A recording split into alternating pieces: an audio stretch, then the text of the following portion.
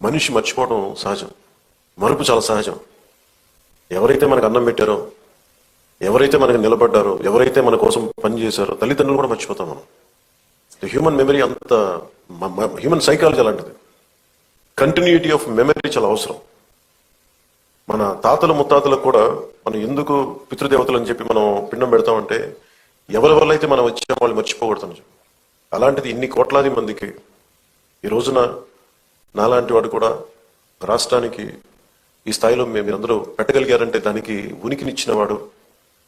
50 రోజులు పైన అన్నపానీయాలు లేకుండా కడుపు మలమల మాడిపోతూ పేగులు యాసిడ్ పేగుల్లో నుంచి వస్తూ ఉంటే, మంటలు మండిపోతూ ఉంటే దానికి ఏమి చేయాలో తెలియక ఒక మట్టి తీసుకొని, బంకమట్టి తీసుకొని ఒక బట్టగా రాసి దాన్ని తడిపి పొట్టకి చుట్టుకొని మహాక్షోభ అనిపించిన మహానుభావుడే.